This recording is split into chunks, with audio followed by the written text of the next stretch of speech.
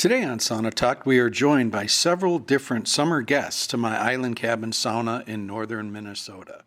This episode features guests from literally all over the world who have all found themselves on my sauna bench, which I co-built in 1996 and is still humming along strong.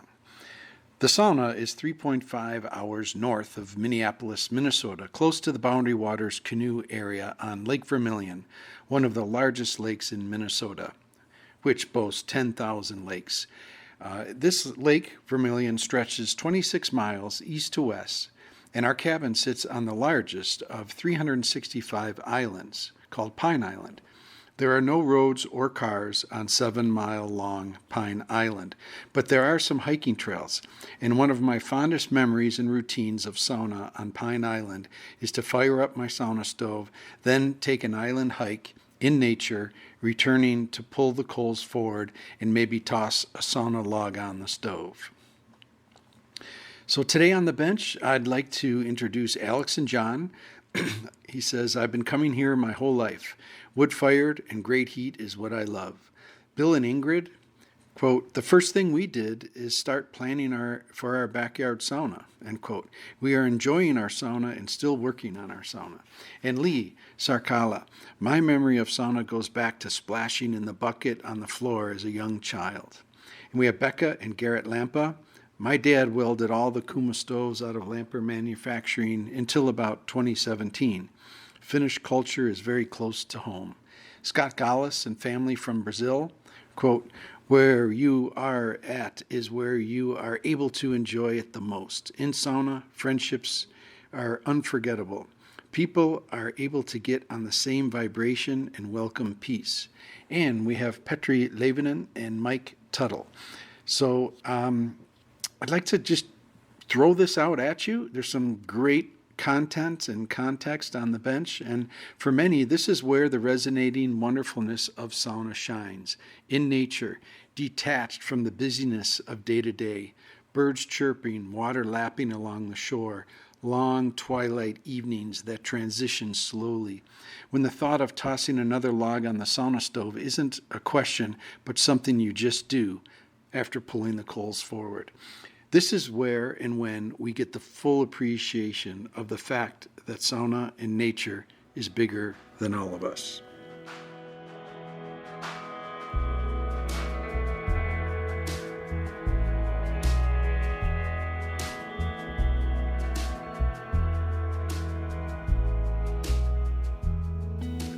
This show is brought to you by the Sauna Research Institute.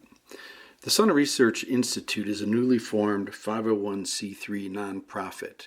Its mission is to advance the research and study of hot and cold sauna therapy and practice in order to help people live healthier and happier lives. The Sauna Research Institute is initiating its first study, and it is open right now for participants. It's a survey-based study on the mental health benefits of sauna, so I encourage you to go to saunastudies.com and click on the news section, and you could take part in this research.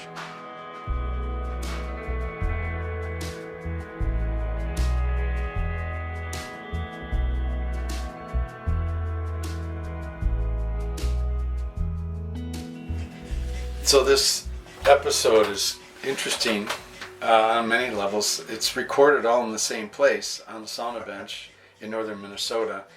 But what's different about this episode is it's a series of guests, and this is, I'm thinking, our final series of guests. I'd like to introduce two folks. I'm sitting in the middle of the sauna bench, and to my left, Alex Bowman from northwest suburbs of Chicago, Illinois. And to my right, Jonathan St. Ange from Aurora, Colorado. Hello, sir. Hello, guys. So we have 3 states represented, come a long way. We're on an island, northern Minnesota, like we talked about. And John, how long have you been coming up to this island? Before I was 1 year old. I'm a lake baby. Yeah.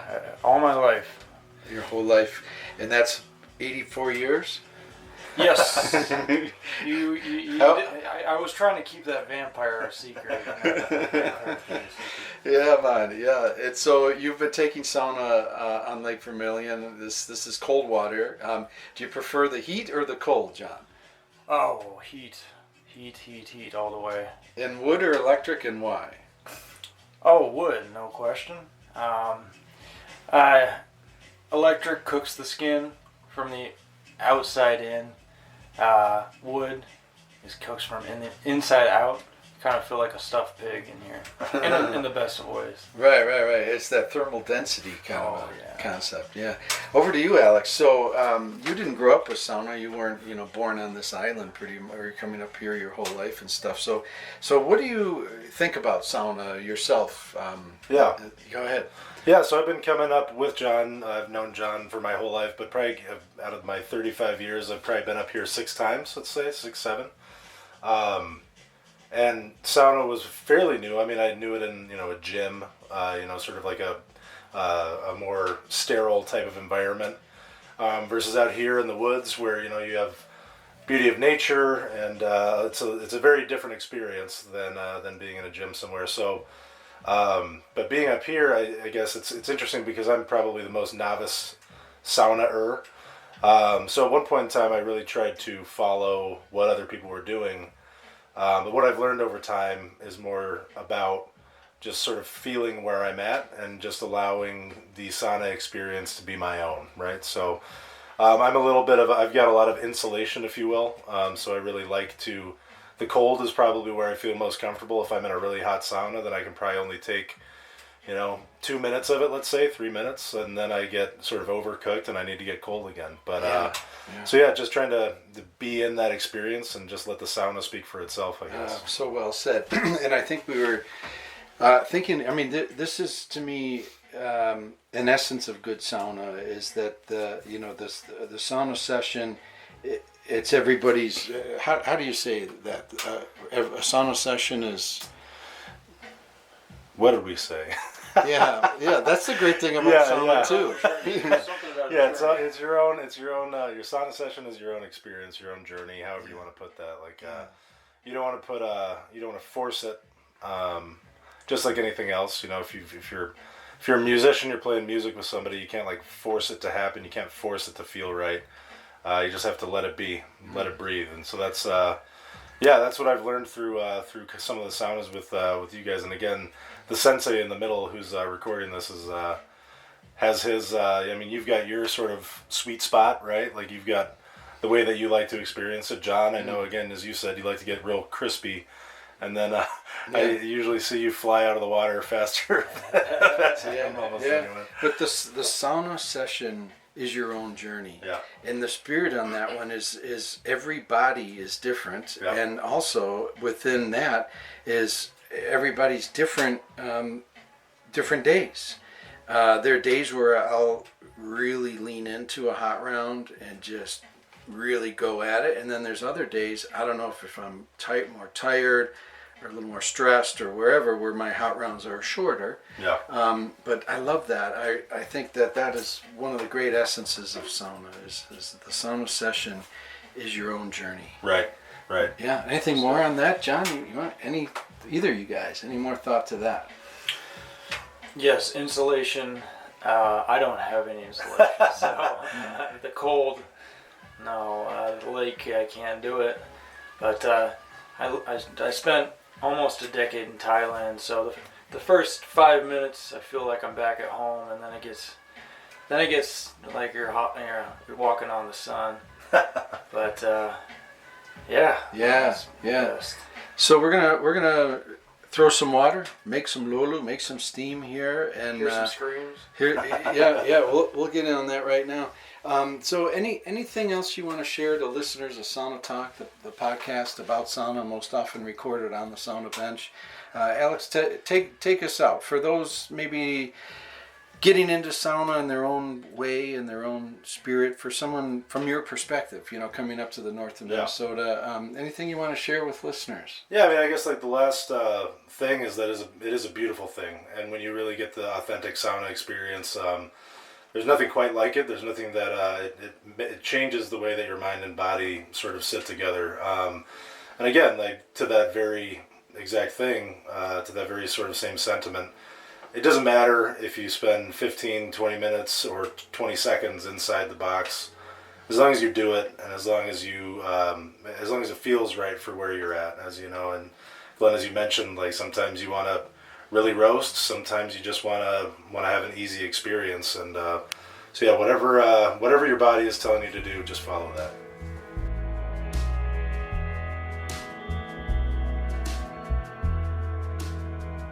So we jumped in the lake first. But Becca, you didn't. I did not. No. Okay, let's introduce. Who is to my right? My name is Becca. And where's home for you? Virginia, Minnesota. Great. And? Garrett, same thing, Virginia, Minnesota. And how come you didn't give your last name, Garrett? Garrett Lampa. No. I tell you, it's what percent Finn are you, Garrett? Well, I've been told 100%, depending on how much we look back into it. But I've been told my entire life that I was 100% Finnish. It may not be 100% anymore when looking into her ancestry stuff, but it's pretty doggone close. Right on. And Becca, for you? I am half Finn, and the other half is German and Norwegian. Did you guys grow up with Finnish culture? I did. What would be an example of Finnish culture in your day-to-day growing up? For me, we went to my grandma's on the weekend all the time, usually on Saturdays, and took sauna. That was just a staple growing up. Right on. Garrett, how about an example for you being Finnish? I would say maybe dealing with a Finnish parent is probably about the most Finnish stuff that I did on a regular basis. Right. But other than my grandparents definitely were in the sauna. My grandpa, practiced it on a regular basis with his neighbors and friends. But it's not something that I did very much with them. My dad, who designed our Kuma sauna stove. It's kind of the opposite with him because I think he was turned off by sauna at a younger age, just because it was more of a weekly bathing thing. And I remember him telling me stories about getting soap in his eyes, and so I think he associates it with not pleasant memories all the time growing up. So he kind of got away from doing it on a regular basis. But he certainly leaned into the making of sauna stoves. He sure did, and he's made a lot of people very happy participating in sauna over the years with his stoves. I asked your dad, Daryl Lampa, what it's like to run into somebody and they have, your dad welded all the stoves up until a few years ago even. About 8-10 years ago, he had other welders come in, didn't he? Yeah, I would say he welded probably 90+% of all the Kuma stoves out of the shop until probably 2017. Wow. So I asked him what that's like, and he just gave me this most stoic answer when I said, how do you feel when someone comes up and say, hey, I have one of your stoves and I've been using it for 40 years and stuff like that. And he just gave me a dead stare. I couldn't even get much of an answer out of that. But speak for him. What would that be like for your dad to, run into somebody at church or on the main street and they say that to him? Well, he's always kind of more reserved. You know him pretty well, and you see that. He's reserved around most people, but, I definitely know that he enjoys hearing that kind of stuff, and he's proud of the, stoves he's put on the market and the furnaces as well. So, yeah, it definitely makes him proud, and, kind of seeing how we've evolved as a company in the last few years is something that I know he really appreciates. Yeah. Can you give us a quick history, Garrett? And we're here for sauna, Becca, so we won't be taking this is sauna. Awesome. Do you like it? Yeah. Cool. All right. Great. And for you, marrying into the Lampa family and having Lampa Manufacturing now part of your life, do you like this sauna talk? Do you like when it's a Lampa Manufacturing talk? For sure. You For do? sure. This just makes me feel all the warm and fuzzies. I secretly sometimes think that even being half-blooded, that I'm more Finn than he is. Just like my grandma immigrated here from Finland. My dad's first language was Finnish.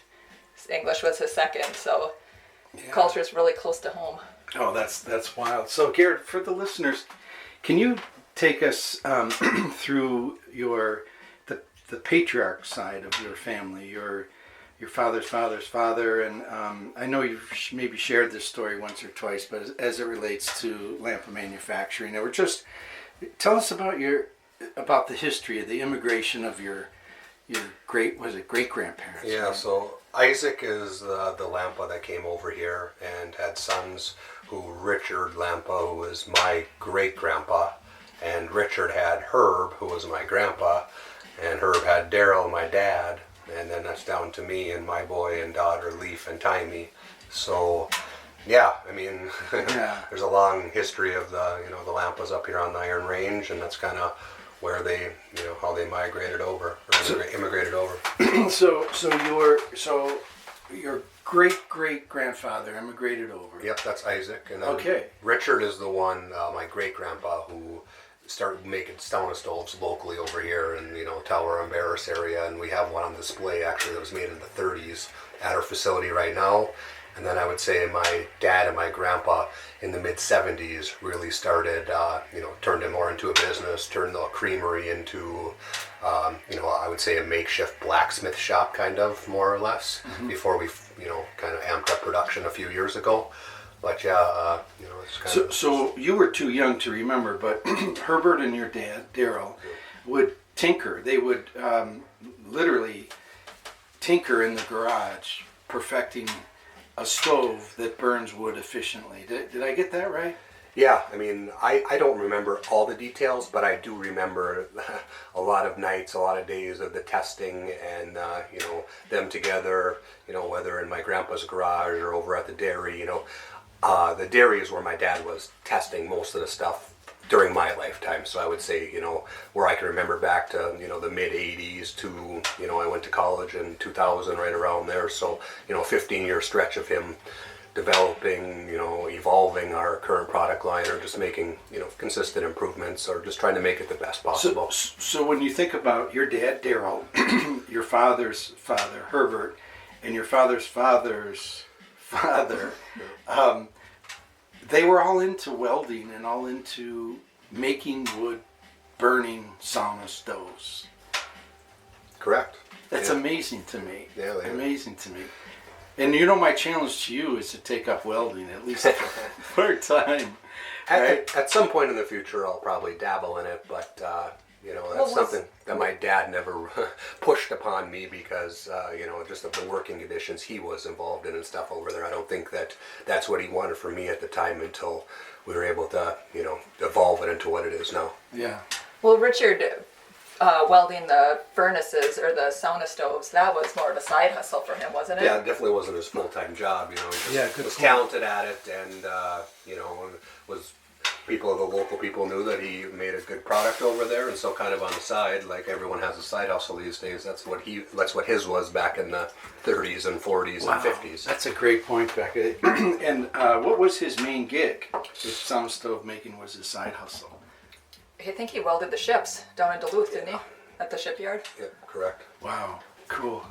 So fast forwarding a little bit, I got to know your father in 1988 when I discovered, 1989 actually, when I discovered Lampa manufacturing and the Kuma stove, and there's a local stove maker, and I immediately wanted to buy a Kuma just because it was locally made, but I really kind of stumbled upon great heat, and as soon as I felt the Kuma heat, I felt like I was being, beam me up, Scotty, I felt like I was being transformed back, or transposed back over to Finland, where that heat is so familiar to me, and so I really gravitated toward the Kuma early, and this Kuma, this sauna that we're sitting in on the bench right now, I installed in 1996.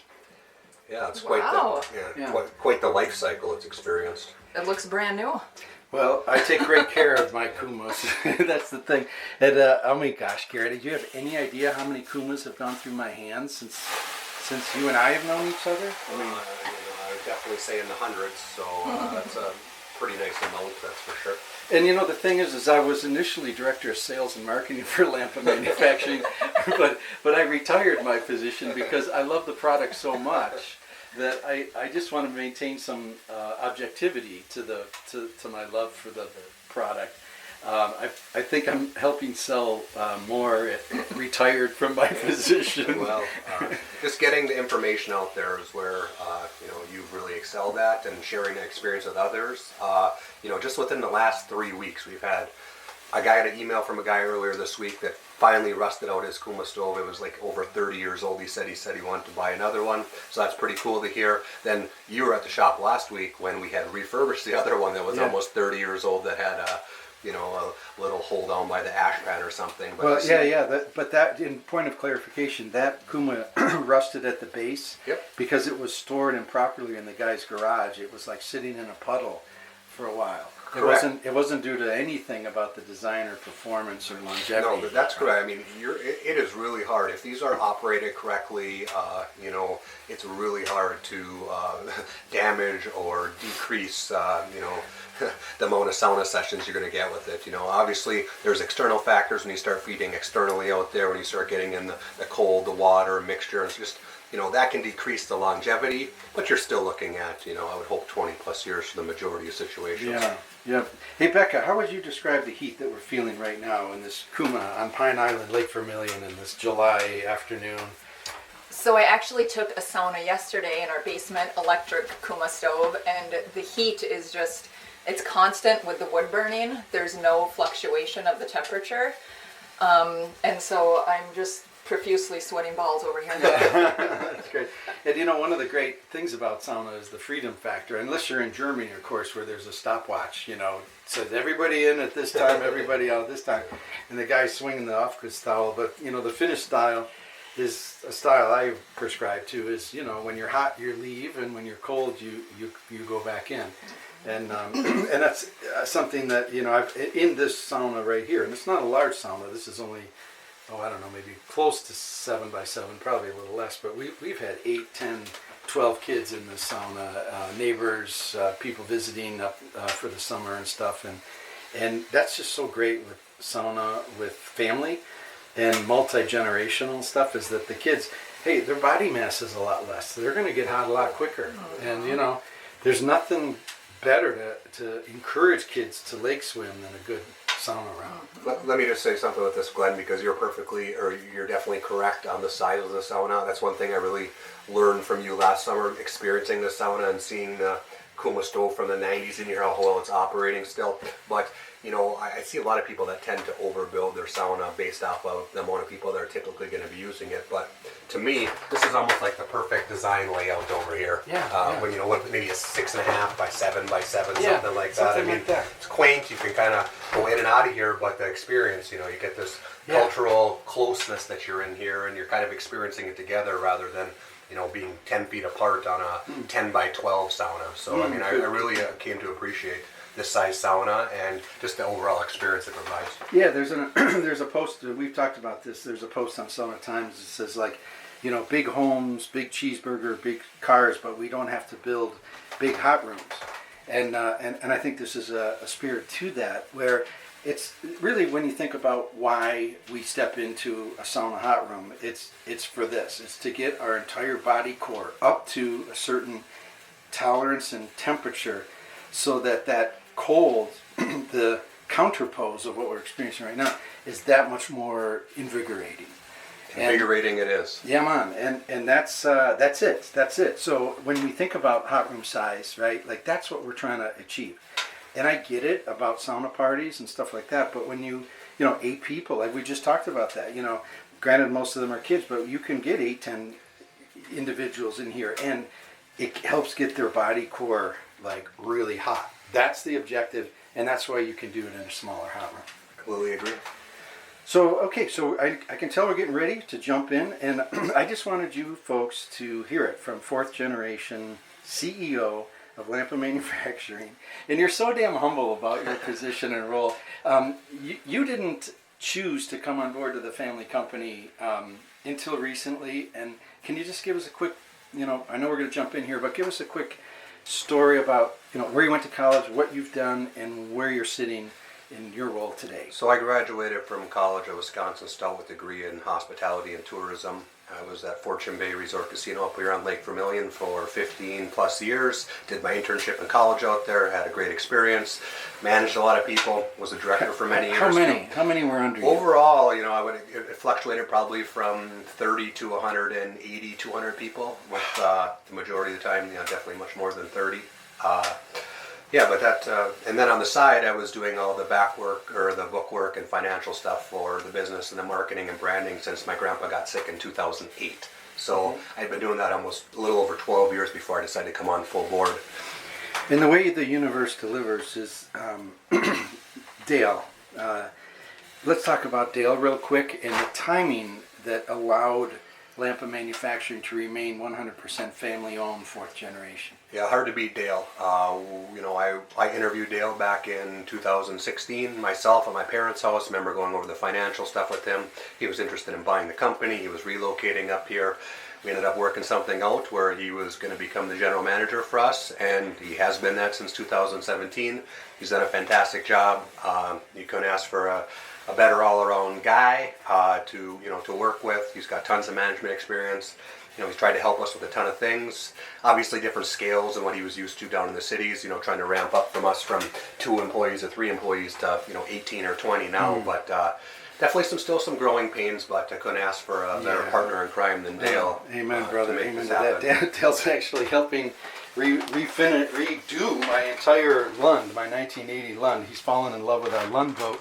And in true to Dale's spirit, he's like, bring that up here and let's remodel it. So, yeah, but life is full of some great timing, and arguably potential. I mean, we don't even want to think about Lampa Manufacturing if Dale didn't come onto the scene. But from my perspective, Garrett, he came on the scene at the right time. Sure did. Because you would have always been helping with the business. Correct. But this runway to create a full-time what do they call it? Succession plan. Yep. Really solidified itself thanks to Dale, right? 100% correct. Dale, had the knowledge that we didn't. He had the firepower, I would say, from an experience standpoint. My dad, by the end of 16, was so burnt out on doing everything over there that he needed some time away to recharge the batteries. And if my dad trusts you and likes you, I'll tell you what, you're probably a pretty good guy, because he's not an easy sell. Yeah. And he developed a really good relationship with Dale in a not very long amount of time, and the rest is history. Yeah, that's beautiful. And I can attest to this. I remember times calling the Lampa Manufacturing number, and it rings 8 times, maybe 10 times, and then hello, and it's Dale on the other line, and I bringing him good news. Dale, I need a sauna stove. Or Garrett, or Daryl, I need a sauna stove. Well, I don't know. You better get on the list. And I think lesson 1 in business is never have the salesperson the one making the product. I completely agree, and that's why I'm not welding. Yeah, right on.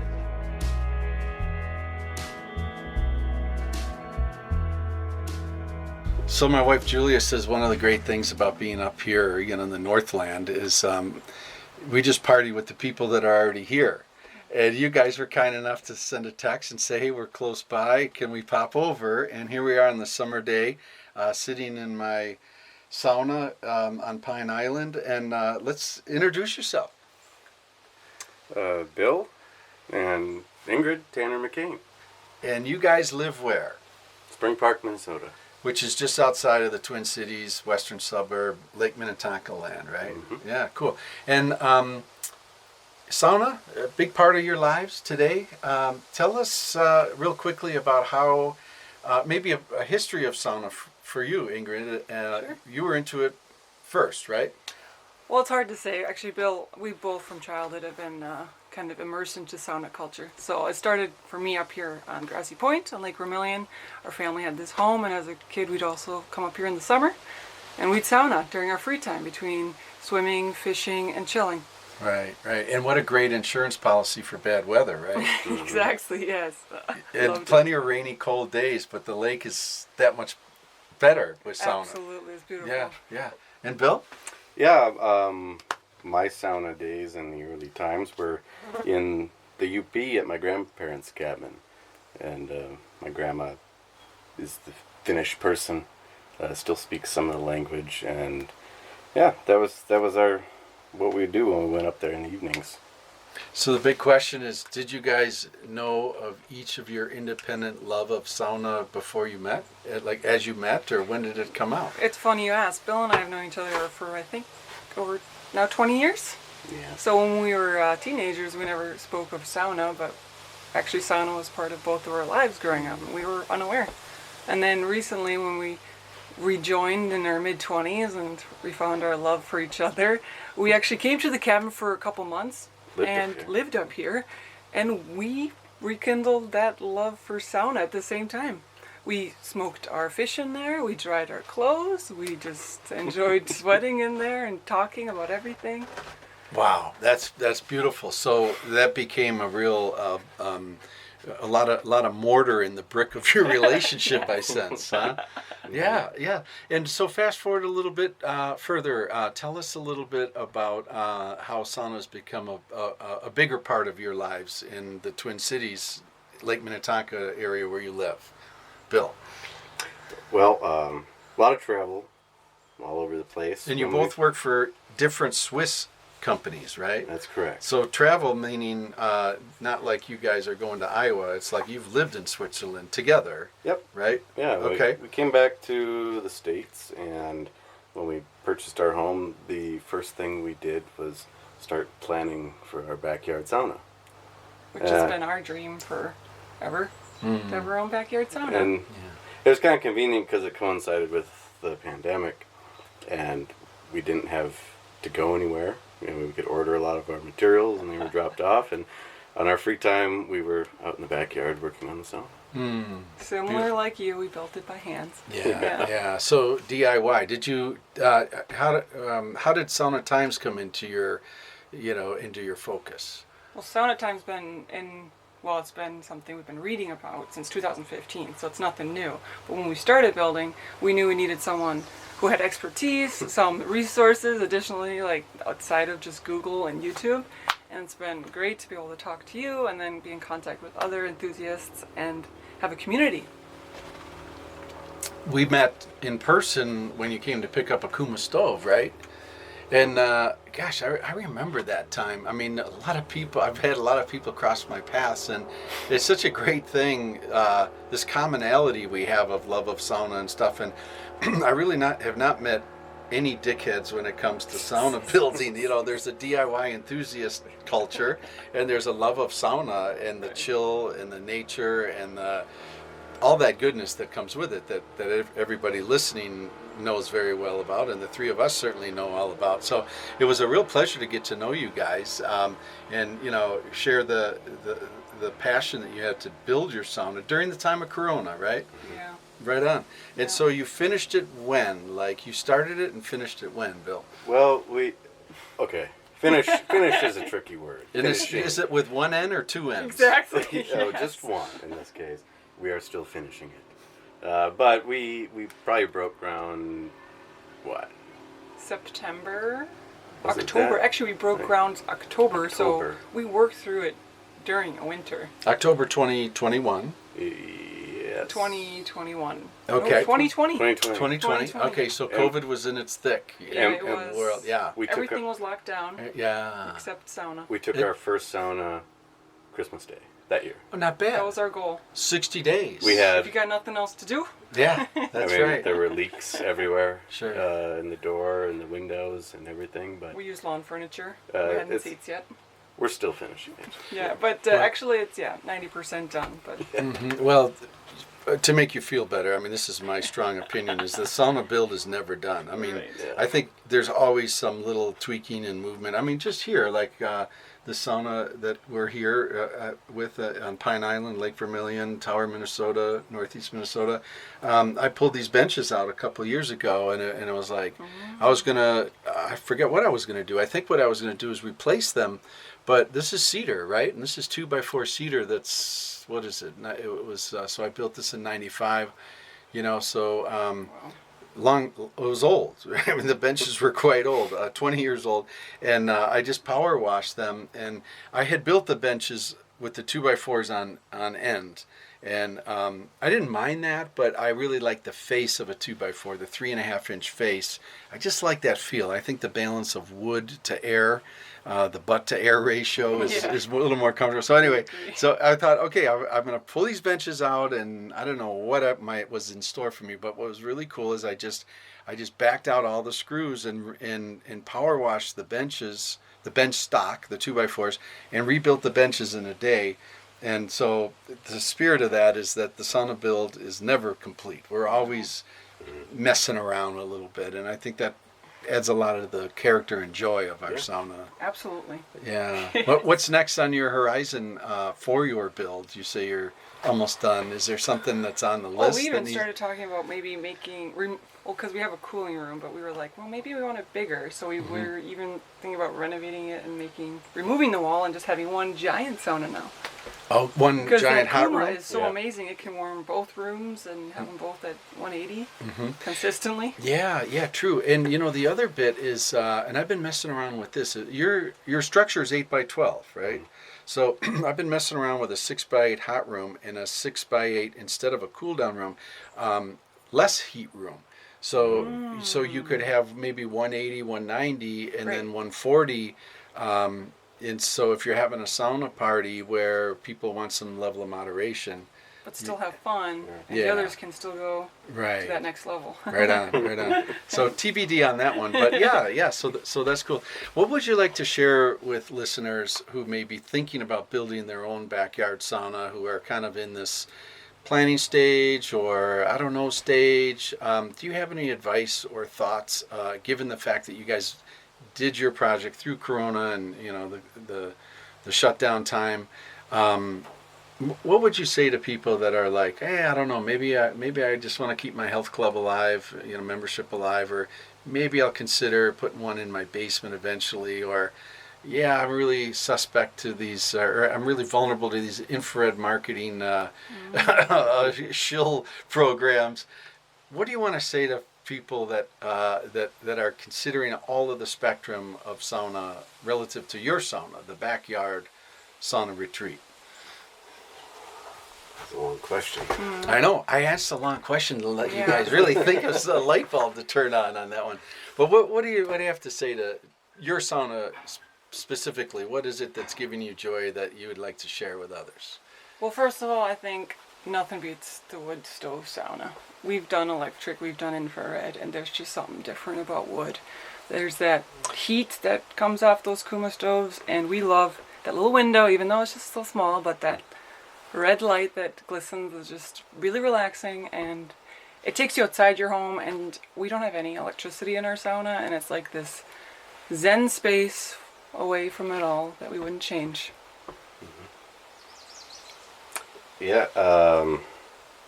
as far as a project goes, I mean, the sauna being the end result, the journey to that is a lot of fun. And I don't think anyone who, whatever your mind can conjure, I mean, if you see it through, you'll have fun with it, I guess, is the main thing. Like, you can make it whatever you want. I mean, I don't think... Some creative, and with some foundational principles, right? Exactly. And did you use the book, the book I wrote? Did not, no. Really? We sketched up our own unique design and... using the 8x12, right? Mm-hmm. I don't know how we landed on 8x12. I think it was maybe permitting reasons, like to anyone who asks, our sauna is a shed in our backyard. Right. Yeah, exactly. Feel free to omit that. I deal a lot. Yeah, I deal a lot with that, where people are concerned about permits and applications and side yard setbacks and insurance companies and stuff. And as a general rule, and maybe I'm a little bit too loosey goosey about the whole thing, but I say, look, I said, some people put sheds in their backyards to store tools and bikes. Some people put sheds in their backyards to practice the violin or whatever, or a kid's play area, right? We just happen to put a shed in our backyard and want to sweat in there. And that, that shouldn't be illegal. You're using UL certified equipment, stoves, no smoke. Neighbors don't have to get too worked up about that if you burn it properly. And Yeah, I think, and what I say is when I built my backyard sauna in 2003, sure, everybody thought I was crazy, and I didn't really help matters because sometimes sauna in a snowstorm is great, right? Yes. And I'd be out there and I'd look out the window and I'd be like, oh, the snow's stopping. So I was like, this would be a great time to shovel. So, I'd be out there shoveling with a towel wrapped around me and, I can understand why people may think that's a little crazy. I happen to not think it's crazy, but yeah, they all thought I was crazy, and now they all want to either have a sauna or come join me for sauna. So, you guys maybe can relate. I mean, Definitely. yeah, your neighbors, they're in. Do you have neighbors over? Are they cool with it, or? The neighbors have not been over. I'm sure they've seen us out in the Our snow, moving just about. steaming outside in 0 degrees. But Yeah. we do believe that was definitely because of COVID.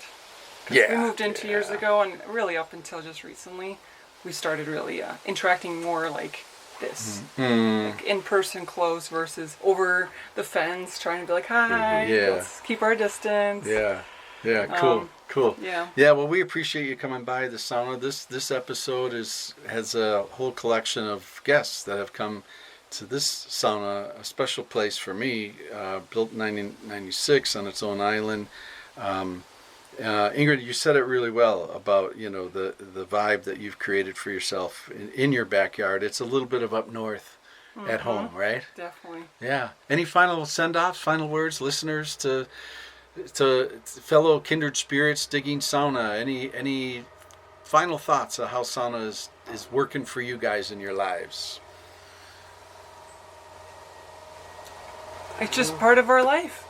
Yeah. It's amazing, yeah. You only live once. I don't know. I mean, go for it.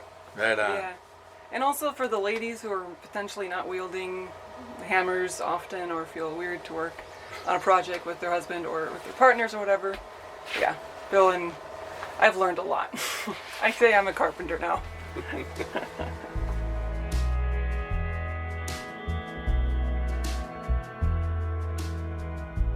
So we're with Lee. And Lee, what's your last name and what's your ancestry? Sarkala. Finnish. 87.5% pure. Wow. Well, you look it too. You look like you belong over there. Yeah, man, especially sitting on the bench. Right? And so we got the sauna fired up, and a buddy of mine really likes to ride up the first round, ride up the temperature. I'd say it's, what does it say up there, about 145, 150 maybe? Yep, almost 150. Yeah, and by the time we're done with this round, it should be what you like, which is usually what? Good 180 in the summer, Yeah.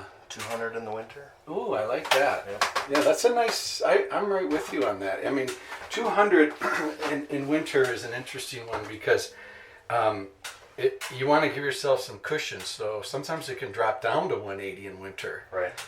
And so it's nice to stay on the high side, isn't it? Right, on those cold days, right? I think sometimes it depends too, how much time do you have to sauna? So if I have time for 2 rounds, I might want it really hot and fast steam and hot. But if I have time to relax and maybe have some friends over, then it's probably a little slower steam, 180, multiple rounds. Right on. Beautifully said. When you think back about your life, and you grew up, for listeners, where did you grow up? Grew up on the Iron Range in a town called Gilbert. Right on. Yeah, not too far, about what, 30, 40 miles? About 30 from miles south of here. Yes. And was sauna a big part of the community of Gilbert and your life? And if so, like, what's your first memory of sauna? First memory of sauna is going to my grandparents. They were both 100% Finn, and they had a nice homemade wood-fired sauna.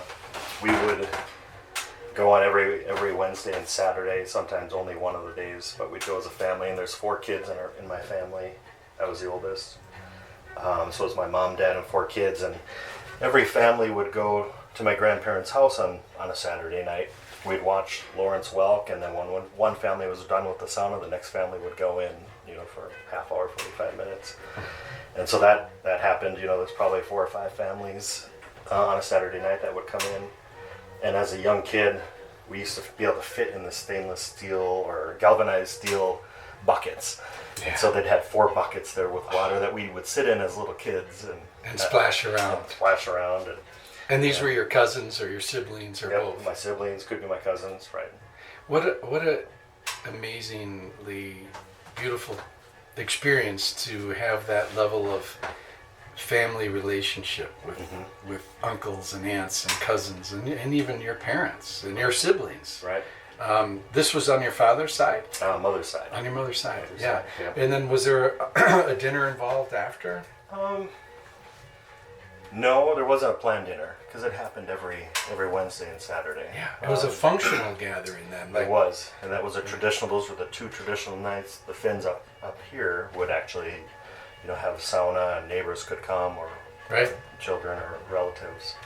So in addition to the bonding that you were able to establish over not just years but decades, this was from birth Right. right through to when you went off to school, right? Exactly. Yeah, so Many years. multiple decades growing up with that experience. Right. Multi-generational, Multi-generational. extended families. If that isn't wonderful enough, I mean, just the ability to recycle heat, it's like we're going to make this hot and get as many people through as possible, right? Right. Well, But why waste it? Yeah, man, that's great. And was there, I mean, you grew up with running water in Gilbert, but it wasn't too long before you were born when a lot of homes didn't have running water and stuff, so this Wednesday and Saturday was just what you did, right? Right. Did you shower much when you were a young kid? I suppose Wednesday and Saturday was Probably not. Probably. Yeah. Probably when sound the time. And this was it near water or were you No. out in the just a country sauna? Just out in the country, and there was no lake to jump in or river to dip in. Didn't have a sprinkler set up or a cool off. They did have a shower built in the sauna that you could use, but I don't recall using it as a kid. Only when we got older, we used. You would just dunk water over your head. We would pour you'd take a bucket of water and you'd pour some over to get rinsed, and then soap up and pour some more over to rinse it off again. Yeah. Was it 1 or 2 rounds? At least it was probably two, 3 rounds. Probably. Yeah. Cool. So back to the Gilbert. Was this unique or very common to have this culture in your town of Gilbert? I don't think so, because there's so many Finns. Yeah. There's a large Finnish population up on the Iron Range, and as you know, the topography, whether it's the lakes, the trees, the weeds, the grasses, they're all the same. So similar to Finland. It's almost like when you travel there, it's almost like you're in northern Minnesota. You never left northern Minnesota. You got the birch trees and the maple trees and the blueberries, raspberries.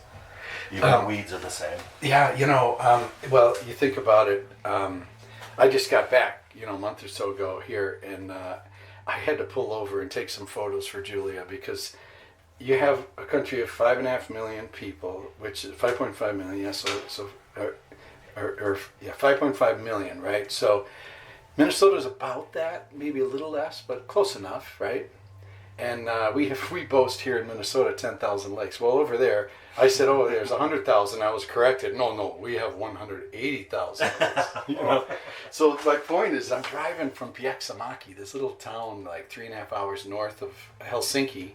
It's kind of like coming from here, driving back to the Twin Cities, And I'm passing these lakes, and I'm like, I gotta pull over and take a picture of this Julia, because you could see like 5-7 miles down a lake, not a boat. Wow. And barely a cabin. You can see a few saunas dotting the shoreline, but it makes sense when you think about it that there just isn't the marine, the boat traffic that we have.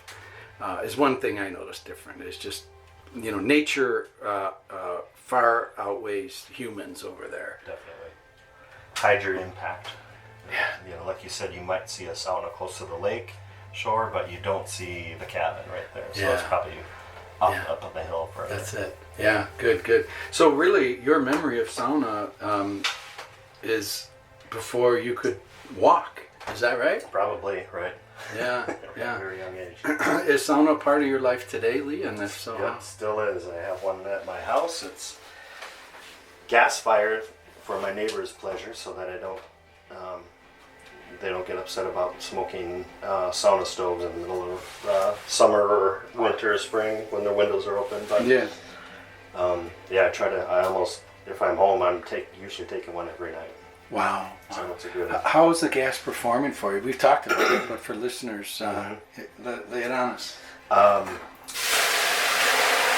So it's definitely not wood heat.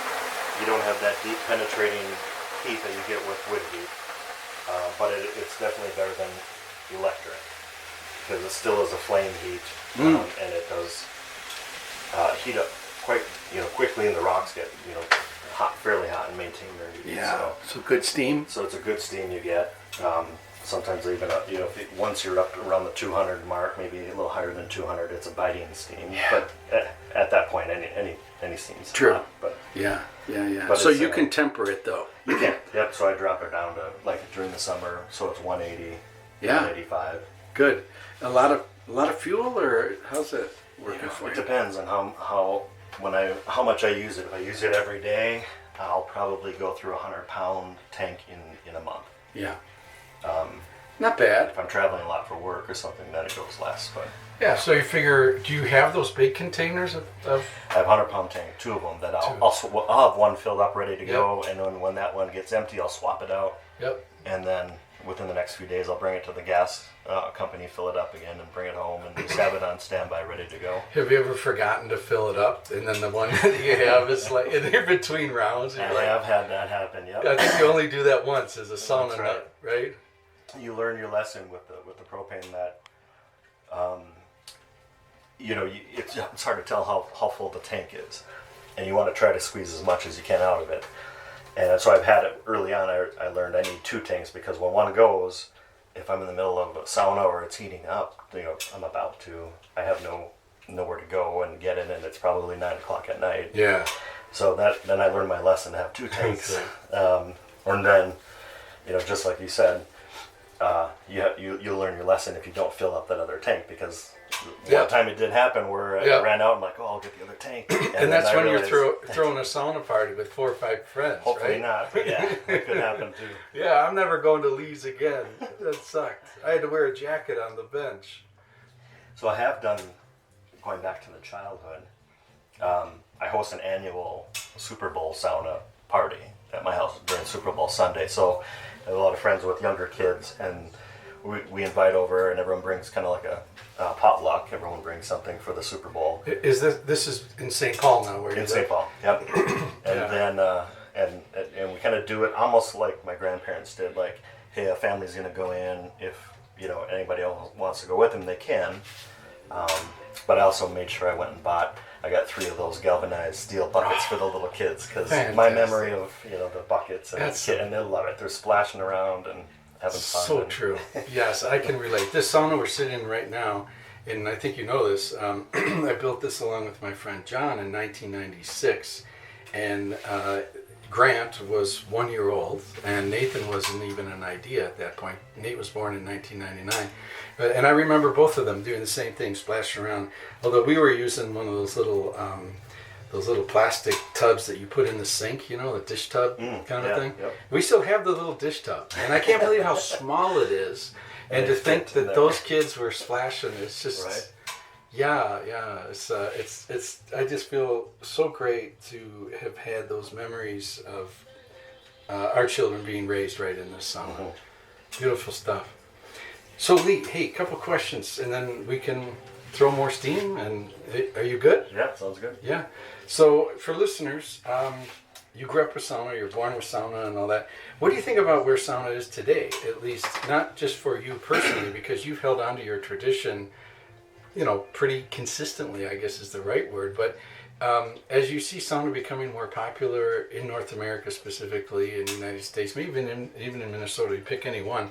What are you noticing? And share a comment or two about what your feelings are, or opinions are of sauna today. Right. So, and I may be biased because I live in Minnesota, but I think my first taste of it, actually, of sauna changing and growing, and that's my answer, I think it's growing, was the 612 Sauna Society, that was going on. And back when they started with Little Box, and I saw it on TV, and I thought, oh my God, I got to join that. I need a sauna. I didn't have a sauna at my house at that time. Right now, yeah. And so I went there and volunteered to help as much. 2016 that was probably, yep.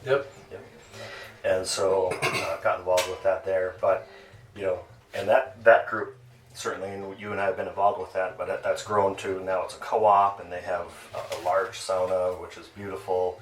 And you and I helped build that. We helped build it in the below zero, 20 below, with no heat. In true Minnesota fashion.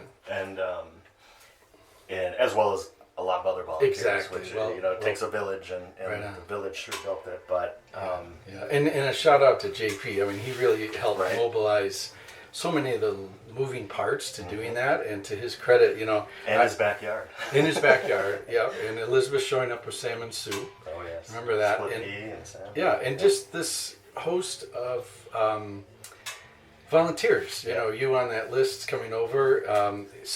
JP setting up like a build schedule, like we're gonna build, and then I come over like the cranky foreman and boss volunteers around and promise salmon soup for them if they behaved. Right. But So go ahead. Well, I was going to say, from that and the continuation of that growth of that organization into a co-op, and the mobile sauna and its residencies it's done over the past 3 years or so, that sparked so many other. You could see it. There were no other mobile sauna units. Now there's a few organizations you can buy a mobile sauna.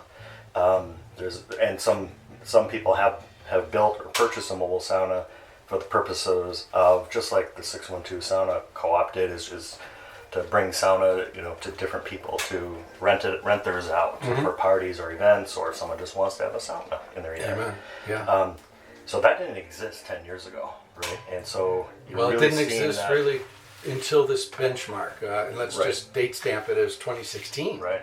Come on. You could get a lot closer, 2016. Yeah. So you're seeing that change, and then based, from that even, you're seeing other public type saunas open up and be offered to the public. You have the one up in Duluth, Cedar and Stone, and then you have the one up in Grand Marais, Sassoon-Lori. Right. Yeah. These little beacons. These, Beautiful saunas, Yeah. positioned perfectly on Lake Superior Yeah, for a cold right plunge. on. So, Yeah. those So are a couple things come to mind, and I just have to interject. Is I'm very proud of the heat in the 612 sauna. To be like the lead guy to help build that, I guess, is the main thing. But the heat in that sauna is just friggin' awesome. I mean, right. you agree? Oh yeah, very hot. It's manageable because you can make it hot as a sauna host, or you can get it cool if the guests want a cooler experience or a less steam experience. And my point to that is, when you feel good heat, it's all over. And an element to that is those that are somewhat familiar to sauna, or maybe just tangentially into it through LA Fitness or Lifetime, and they'll go in with their gym shorts and take a few breaths and then leave, so they've gotten a little bit of exposure to sauna. But when you experience sauna like that, it when it's all over. And what I mean by it's all over, it means you know it, you feel it, and you want it, and you start creating it for yourself. Yeah. What do you think of that? Definitely, and that's probably the draw. If somebody built a mobile sauna and nobody came to it, that would be the end of that business model. But that's not the case. So people are building mobile saunas, offering members of the public the opportunity to sauna, and people want it. There's a draw. There's a pull for it. And like a candle that lights another candle, when you feel good heat, it's all over. And then you want it for your own backyard, and then neighbors come over. And so you get this sort of exponential discovery of what you and I know as sauna. Right. Yeah, man. Yep, and it takes all. So you start with Lifetime, and you start with LA Fitness saunas, and then once you get exposed to a nice wood heat sauna, you'll realize you can throw water on the rocks, and you get so much more health benefits out of the steam. Yeah. It's just that changes their whole perspective, and then they're in. Yeah, I call that Maslow's hierarchy of good sauna. You like that one? I like that. That was good. So would you? All right. So anyhow, are you ready for cold plunge, or how you feel? I'm ready for a cold plunge. I have one question for you. Please. What kind of? I'm assuming it's natural scent that you're using in your sauna water here. So it's really good. It's very natural. Yeah. So I'm very open to trying anything and everything. But intuitively the drops And I've tried drops. I've tried the essential oils. I don't know what non-essential oils are, but I do know that there are essential oils. Right. And I prefer the tea. And what we're experiencing is Latvian tea. Oh. This is all natural flower. There's 3-4 different blends. And she contacted me on Sauna Times and said, "Can I send you some of my hand-harvested tea? Dry tea." So you're looking at a sports sock in a old school little quart container that sits on top of my rocks, and inside the sports sock are the the dried herbs, the dried flowers and herbs. So I like it. Yeah, it's very subtle. Very Yeah, I don't put a lot in. I'm always about that level of restraint thing. Like when I fire up my kuma,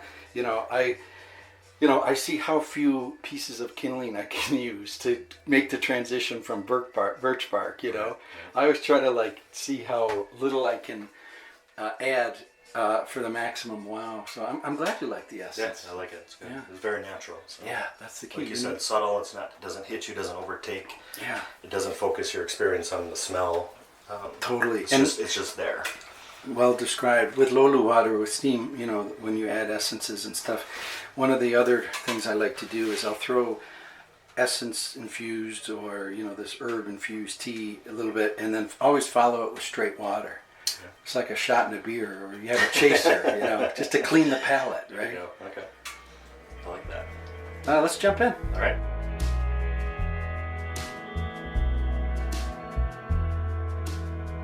So, a cool down, and the water's warm. It's July.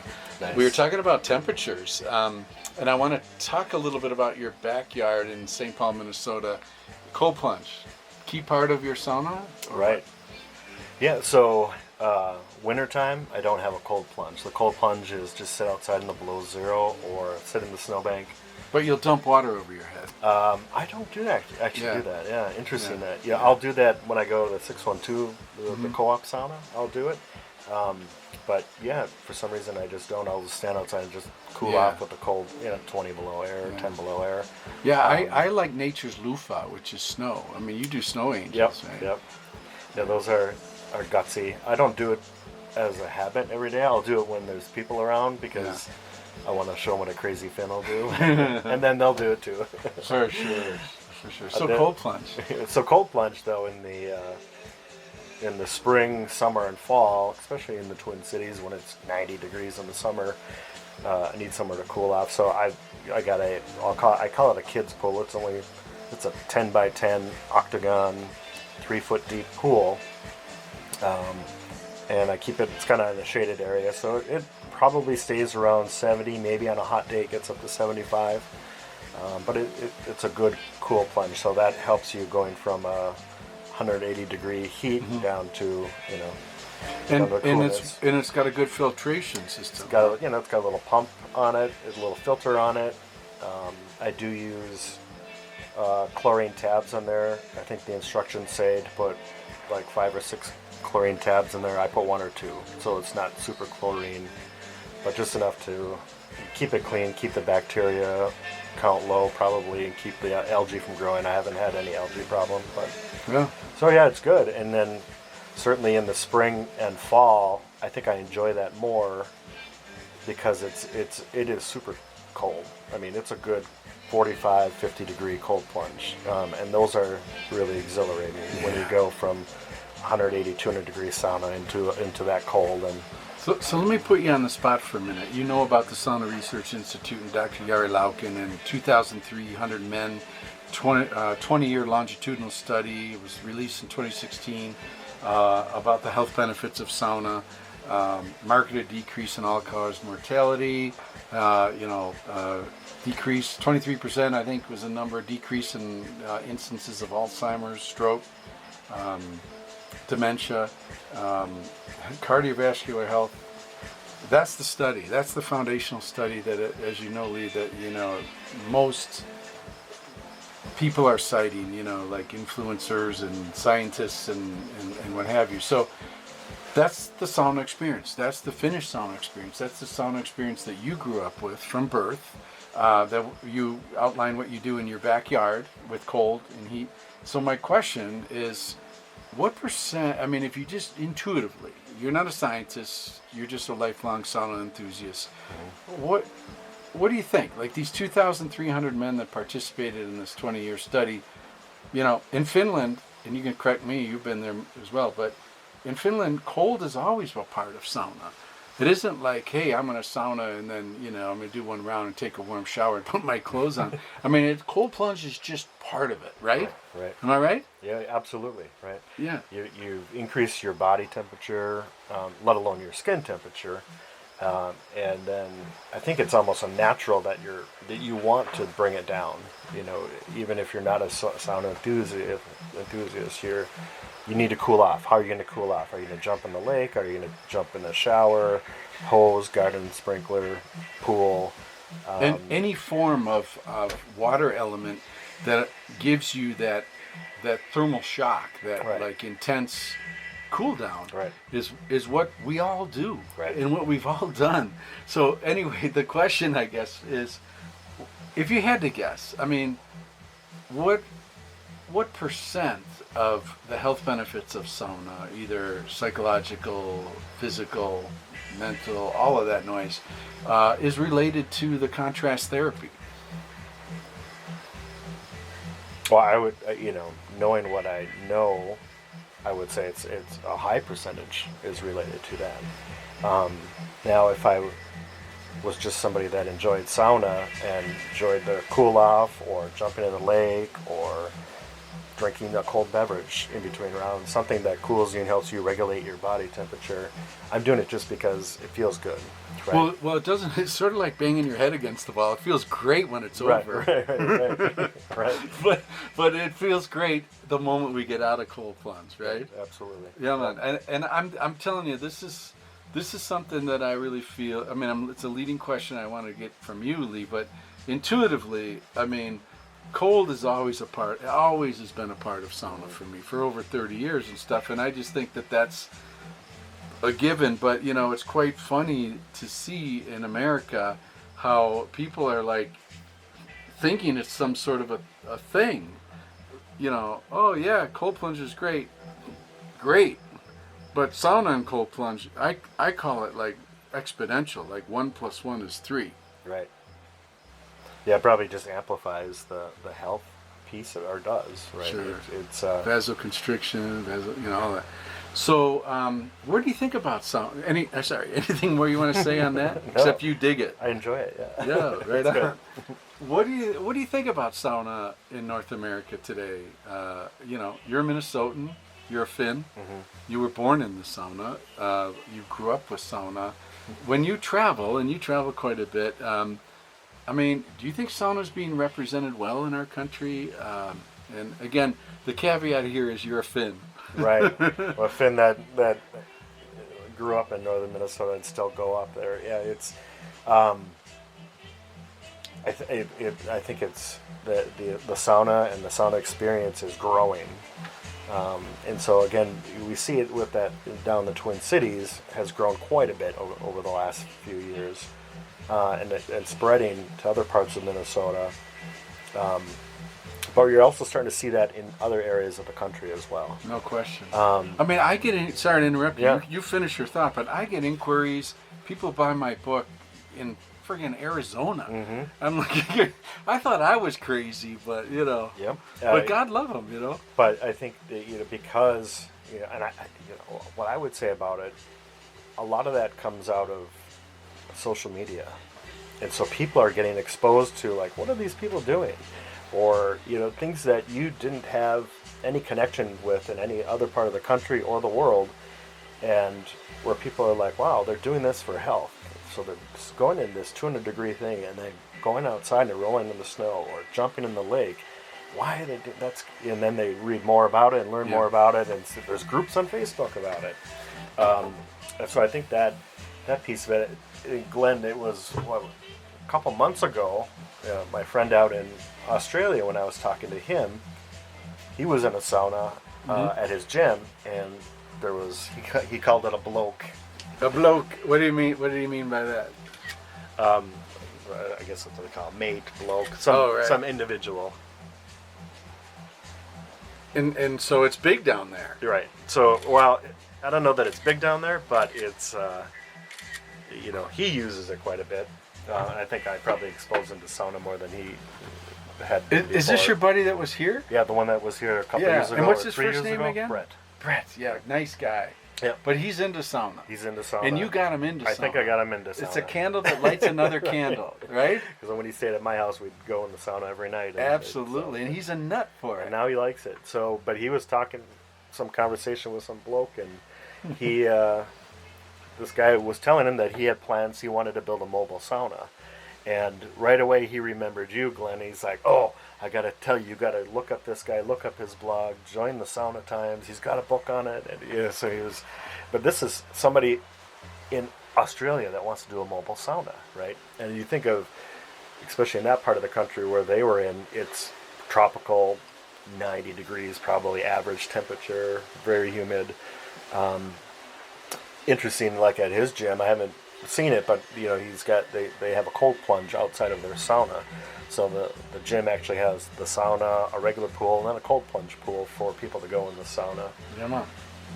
But I think I've seen that experience when I was in New Zealand. There was a great sauna property that I was at that had some hot pools, but they also had this, I call it a kick-ass cool plunge. It was probably a good 10-foot deep rectangle tube that went down. It was all lined with porcelain tile and a stainless steel stair to come back up, and you could probably fit maybe all of 2 or 3 people in it. It wasn't very big, but you came out of your sauna and it was super hot, and you jumped in that cold plunge, and it was ice cold. And that was in New Zealand. Right? That And sounds it's just, great.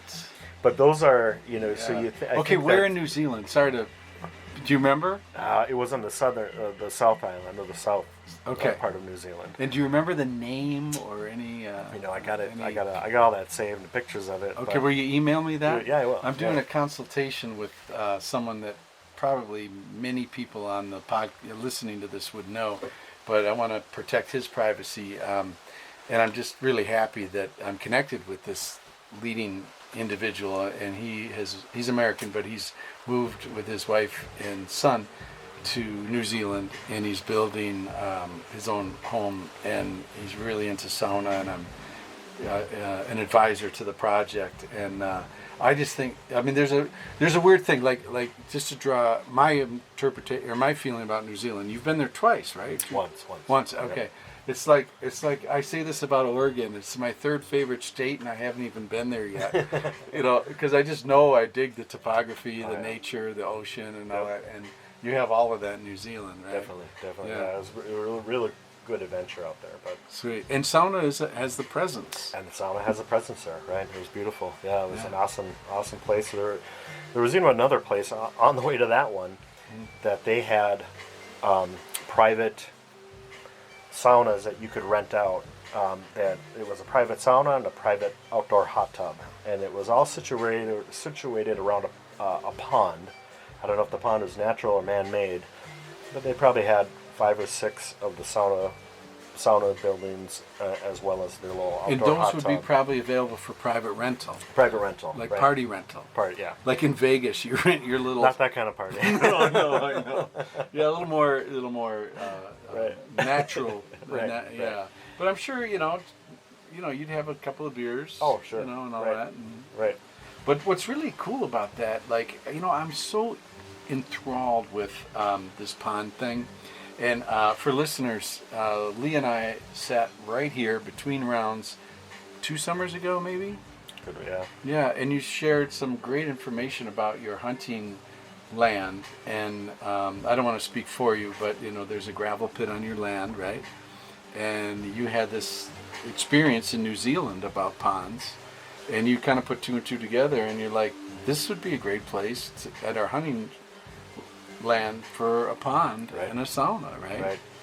So I think you're right. Part of that was seeing that one business in New Zealand that had the saunas and the hot tubs that were outside of this pond. Couple that with growing up back in Gilbert. Yes. There, not too far from us, down through the woods on our BMX bike, there was this. It was a swimming hole. It was a sand pit. We called it the sand pit, but It was an old sand pit that they had dug out, and they dug it so deep that it hit the water table and filled up with water. It was crystal clear water. It wasn't a huge pond, but it had fish in it. We'd go out there every day in the summer, spend all day swimming, fishing, campfire, make hot dogs. Cooler water than, say, Lake Vermilion? Or Oh yeah, definitely. Yeah, and I think there might have been some natural springs is why it was cool. I mean, it was warm. I mean, it got warm in the summer, but we'd go, catch frogs, turtles. But that was the kid stuff that we did. But using that memory and then what I saw out in New Zealand, and then knowing where we were building our hunting property, we had that sand pit that was already there. And it was so close, we're somewhat close to some lower land swamp level that if we can dig down 6-8 feet, we're definitely going to hit water and be able to, kind of create that pond experience, which would be your cool off pool, your bathing from the sauna at the hunting shack. So that's the end goal. That's about as far as I got. I haven't dug a hole yet. The only thing that surprises me in the story you're telling me is that you haven't done it yet. I know, right? I mean, I can't tell you how much I've been thinking about what you put a bug in me about ponds, and Julia is totally in. I mean, she's got the vision too and the bug, and I just think it's remarkable. I'm so excited for your project. I'll help Lee in any way. I'll call you when we do it. Yeah, man. Especially the design of the sauna, because I've been to Finland with a lot of sauna. As you know, saunas are front and center everywhere you go in Finland, and there's an acceptance of a sauna by the shoreline. And I've seen I've partaken in wonderful saunas right on the shoreline of lakes and stuff. And it's a game changer when you have this ability to exit the hot room into a great, a generous cool down zone where there's a table, you can maybe play cards, hang out, whatever. And then there's this covered deck that's right on the shoreline. And there's the whole nucleus of thermogenesis is right in front of you. Right. I mean, come on. Yep. That just amplifies the experience so much more, and it's not even only just about sauna, right? It's that whole experience outside of it too, the cool down and socialization and relaxation. You brought up a good point. It was just a data point. I picked on it right away when you said playing cards or card table. As an example, at our old hunting shack, it was old hunting family camp. But there was a sauna that we had back at the farm homestead. It was just a short 4-wheeler ride back to the farm. And we'd have the sauna going every Friday, Saturday night when we're all the guys at the hunting shack, and that's where we'd go. That'd be our bathing as well. But it was that, but it was also the social experience. So we all of us guys and relatives would be sitting there. We'd have beers. We'd come in on cool down rounds, and we were playing a game of cribbage. Right, and that was cribbage and sauna in the cool off room, the change room. That was our thing to do. And you could leave the cards and go do a round. You could do it. Yep. And it's like, oh, who's playing? Well, we're still on a game, or the game's over. Let's go do a round. So we might go to sauna at 8:00 at night and be there till 1, 2 o'clock in the morning before we go back to the shack. Exactly. And I don't know how many rounds of sauna we got in, but it was the whole experience. Right? I wrote a post on Sauna Times that says in Finland nobody counts their sauna rounds, and it's quite true. I mean, it's an experience that you just go on without any rules or clock or regulation. It's all about how you're feeling at the moment.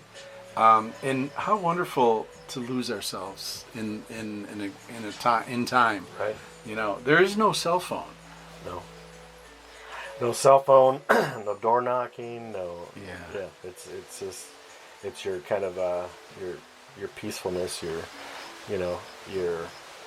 she shed, your man cave, whatever you want to call it. It's it's your private zone, and your quiet zone. We're talking about a gender thing, and we don't necessarily need to go down this road, but when you think about the hunting shack and all that, it's always just guys getting together, right? It is. I mean that's the experience I've had, but but that's not everyone's experience. You know, there's Right. quite a few ladies that enjoy hunting, and Totally. and you know, So as this a family, they might do hunting together and Exactly. sauna together. Exactly. Right. Right. I mean, so working with Lampa Manufacturing, it's just so tremendous. I've been spending a lot of time at. This is Tower, Minnesota. This is northeast Minnesota, and there's a sauna stove maker, and you and I know Kuma for decades. Do you want to give a shout out to the Kuma? I mean, what do you know about? Right. So, you know, think of the quality product that they have, and you've had their sauna stove for years, Decades. and they're continuing to sell that type of stove with little modifications. So they really came up with a really stellar product. You know, the lack of smoke and creosote and pollution and the I think is it called gasification? Yep. Yeah, It I mean, reaches gasification really quickly because of the design of the burn, the fire chamber, Right. and the lampa massa. I mean, the density of the heat. I mean, have you ever felt better heat than a Kuma? No, it's definitely superior to many sauna stoves. Definitely, yep. And I don't mean, you finish your thought. No, well, I was just going to say the other part of that aspect is, you know, the Kuma stoves and the Lampa family, you know, starting that, building that, and growing it generation after generation, and doing it in the garage, right? And then to where it is now, where they actually have a manufacturing. You know, how many 2-3 years ago they moved to a manufacturing site. The draw and the demand for that stove and for what they do, not only just sauna stove, but you know, they also do furnaces and such as well. The vapor But- fire. Yep. Home furnace. So they, Wood fire. you know, but there's that technology that they've developed. It's small, northern Minnesota, population 501, right? So, Yeah. and they've taken that and they've grown it, and now they're, you know, a manufacturing presence in Tower, Minnesota, shipping all over the world. So Exactly. it's Yeah. a crazy good story. It's a great story, and I wanted to circle it back because I've been spending. This is how great they are at Lampa Manufacturing. Dale, general manager, operations manager, looks at my fishing boat in the fall. It was September or whatever. I don't know. I know. I would go have lunch with the guys, and I love to take the boat into Tower. So I brought, and I wouldn't take our big boat in. If it's nice, I'll take my little boat from the island, about 4 or 5 mile boat trip through Lake. When you say about 4 miles from here into the Pike Bay, Probably. yeah, it's a wonderful boat ride. And I would only bring my Lund, my 1980s 16-foot Lund Mr. Pike. And so I'm in there in the bay, and I'll go and meet Garrett and Dale, and you know, we'll talk, whatever, and then have lunch together and all that. And Dale took one look at my 1980s Mr. Pike fishing, you know, Lund fishing boat, and you know, the back was kind of getting soggy on the floor, and that's the first thing to go in some of these boats. And he volunteered to help just totally gut my boat and fix it all up. All new electronics, all new floor, all new console, da da da da. So we did that. So I've been spending, this is the point of the story, I've been spending a lot of time over there. And I just love when people come to pick up their Kumas. It is like a gift to meet some of these people that come in, and they all have a story. And we have a Kuma out at the fishing, or out at the hunting shack. It's 40 years old, and now we're building a sauna in Duluth, you know, and there they are. And to think about how many Kumas are dotted around lakes around in northeast Minnesota and hunting shacks all around this region and stuff. I mean, we're talking about multi-generational stoves, aren't we? Does he have a map with pins on it? He should. Oh my God. He should absolutely do that. That'd You know, be but awesome. this is the thing about the Lampas is they are so humble. Right. I mean, an Italian, if this was like Berarducci Sauna Company, they would be like right out there boasting all of their, you know, Italian pizza ovens. Like, we make the best pizza ovens, and there we go. But no, they would, are you kidding me? Daryl or Garrett doing that? Yep. And then, you know, I see it through Garrett's eyes. Like, these people come up and stuff, and yeah, you can see pride in their voice, in his, you know, but it's humble pride. Mm-hmm. It's really quite remarkable. Yep. Yeah. So, Well, that's the finish, right? That's Yeah. the you know, they're strong in their pride, but they're not going to boast about it either. Yeah, interesting. You're talking about sharing that sauna experience and stuff, and it's something I started right before, and I didn't know how I was going to go. But when I first built my sauna, I had a sauna guest book, so everyone could sign it when they come in, and how was their experience, and it was kind of fun to page through it and read the people's stuff. Right before COVID started, because I would have friends come over periodically and families to use it, I started I called it the sauna selfie board. So I had this big cork board I put up on the wall in the sauna. I got one of those little instant cameras that kick out a small little 2-inch by 2-inch, Polaroid type, instant picture, and then you could sign your name on the bottom white part. And so I did that. So I saw people like doing that. So it made me think of the whole. Yeah. Put a pin where you're sewing your sauna stove, and I've got that now. I've got the cork board up there, and when people come to take a sauna, I make sure you date it. Yep, I have them sign it and date it. So I'm now. Will you send me a picture of it? Yeah. You promise? Yeah. All right. So, folks listening, when we launch this podcast, I am going to put that photo out there. That is a great story. It's kind of a fun little idea, though, because it is. It's just, I got a couple people that have been repeat, visitors. So, Ben Hecker. Yep, Ben. In Absolutely. our sauna group. Yep. So he's been there quite a few times in my sauna. Yeah.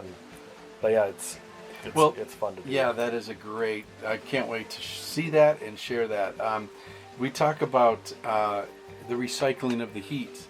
And I can relate to this. I mean, I built my Minneapolis sauna 2003 and stuff, and our kids were quite young then. So there was a magic hour for guys that, like were dads with young kids at home, 8 o'clock at night. And these winter nights, as you know, it's dark at 4:30, and then what are you going to do? By the time 8 o'clock rolls around, you're like, geez, is it bedtime yet? Well, you can kind of have a second wind with a winter night sauna. Right. Isn't it the best? It is. It extends your day. Yeah, you're not just bored and yes. I've watched enough TV, I'm going to go to bed. And like I texted you, because I knew we were going to sauna today, I'm like, oh my gosh, a sauna day. It's like the anticipation of it is as fun as the doing. Right. To know that we were going to be doing what we're doing now is just tremendous. But, back to this winter sauna thing. So my buddies would come over at 8 o'clock. I'd put a call out, a gentle call out saying, hey, sauna, 8 p.m., come if you can. And those are just great experiences, because I was thinking, like, early on, it's like, here I have this great heat and it's winter, and I enjoy the socialization, no question, but I also really appreciate the practicality of sharing the heat. You're gonna fire this baby up, let's share it. Don't waste it. Yeah, man. That's right. So Lee, anything else? We're gonna sauna. Do you want to say anything else to listeners to Sauna Talk about Minnesota sauna? Finn, sauna your whole life, where it's going. You share some great thoughts about your interpretation of it, from the health club sauna to the real deal of hot and cold. Anything else you'd like to either ask or share with listeners? No, but just get more sauna, get more steam. Yeah, man. Enjoy it. Yeah. So much. So just not only the social aspect and the fun of having a sauna and jumping in the lake, or enjoying it with your friends and family, but the health benefits. Just so huge. So On that, just to interrupt you, if you had to distill the health benefits of sauna, what % is physical versus mental? There's two categories. There's two categories, but I firmly believe a lot of them they're combined to each other, right? Your mind controls a lot of what happens in your body too, but it's a huge, so there are physical ailments. If I have a sniffle or a slight cough, I feel like I've caught a bug, I know I'm going to go in the sauna, I'm going to burn it up tonight. And 9 times out of 10, that's exactly what happens when I do it. But then there's also that aspect, you've had a rough day, you've had a hard day, I need to decompress, I need to just de-stress, and the sauna will do that as well. And so that drives the physical, because if you're living a happy life, a life of less stress or just chill, obviously these little bugs and viruses and ailments aren't going to find their way into your body. Right. Yeah, because your immunity is built up and you're stronger, and there's the health benefits, mental and physical, are both there. So, do you think sisu is related to sauna?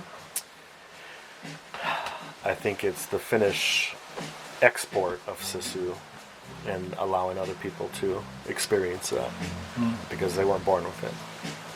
Beautiful, beautiful. So sisu can be it isn't in your DNA. You can apply sisu without being a Finn. Right. Beautiful. Yeah. I love that. That's a great answer. And do it through sauna.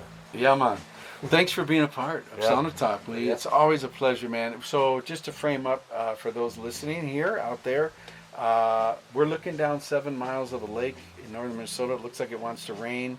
And Lee came over from his island. We're also on an island on Vermilion, 27 miles east to west. This lake? I think so. Yeah. Yeah, yeah. Large lake. Large lake. This island is 7 miles long. And this is nature, man. Absolute nature. Yeah. Beautiful. Beautiful day for a sauna. Yeah, and Lee, you worked today, right? Sure. Yeah, man. Yeah. So I did too. I worked my ass off today. I mean, this, my day job is pretty demanding these days. I make it demanding upon myself. I mean, I'm applying a lot of rigor to my day job and stuff. But here we are, like two corporate soldiers, digging ourselves around dinner time here on Lake Vermilion and enjoying sauna as a decompression. And how great to come to sauna via boat. Right.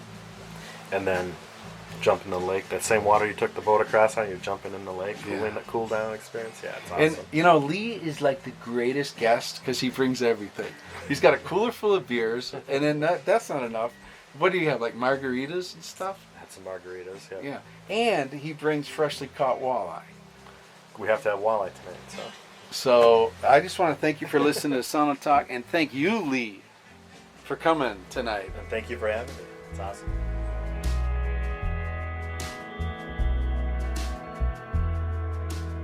So welcome to Midsummer in northern Minnesota. And Petra, do you feel at home? Oh yeah, absolutely. This certainly feels like home. And explain to listeners what feels like home in the nature, the topography, the scene. What's the first few things that come to mind if you were to describe home or this place, one and the same? Well, certainly the sauna itself, where we're sitting now, and if I look outside, see the lake and green grass, everything's green, so it certainly feels like Finland. Yeah, great. All right. And let's do a quick introduction. Start down low. Introduce yourself. Speak, master.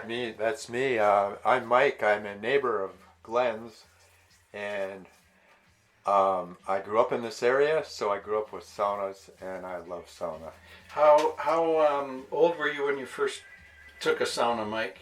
Gosh, I would guess probably 8 years old. Yeah. Yeah. Evelyn, Minnesota? Actually, not in Evelyn, but my father worked at a camp up along the Canadian border, and they had a sauna, a big sauna that held maybe 30 people. So that was my introduction to sauna. And was there anything better after coming out of the Boundary Waters to reacclimate yourself? Yeah, because I guided canoe trips up there, 10-day trips. And we wouldn't bathe for the whole 10 days. Nobody did. That's the only way you could do it. Could you go in the lake and stuff between portages? You could, but I didn't particularly. But boy, getting back and going into the sauna, you could see the dirt coming out of your pores, literally. So you didn't go on too many dates as you came out of the Boundary Waters? The only dates I could go on were people that also hadn't bathed. Yeah. And who do we have here? We've got Paul McGarvey, originally from Des Moines, Iowa. Came out here from Steamboat Springs, Colorado. Been coming out to Lake Vermilion for 31 years. Only missed one summer out here. Big sauna fan. Couldn't tell you exactly when I first started with the sauna experience. But we've got a saying down at the McGarvey clan, a family that sweats together, sticks together, and we hold that to be very true. Right on, brother. Yeah. And so did you know that I was doing sauna times from Pine Island or in a different realm? No, our paths crossed on Pine Island. I was out here with a good friend of mine, and our paths crossed, and we got to talking Sauna Talk, and you had mentioned the Sauna Times website, and I went and checked out the website and have been following your journey ever since. Right on, Paul. Great. Good to hear, man. Good. And who we have? My name's Christina Edwards. I'm originally from New Hampshire, but come up from Steamboat Springs, Colorado. Paul McGarvey's girlfriend. I've never sauna before until I came up here maybe 4 or 5 years ago, and jumping in the lake was a little scary after that night, but it felt great. And Yeah.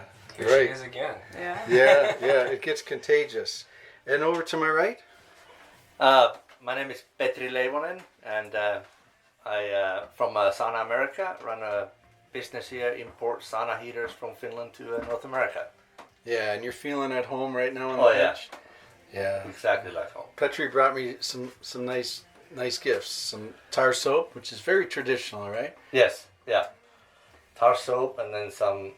Since we don't have the vihta here at the moment, so we got some smell of the birch branches here. coming up like recent. the Vita tea. Yeah. Is kind of a thing, and you add it to the Lolu water, right? Yes. Yeah.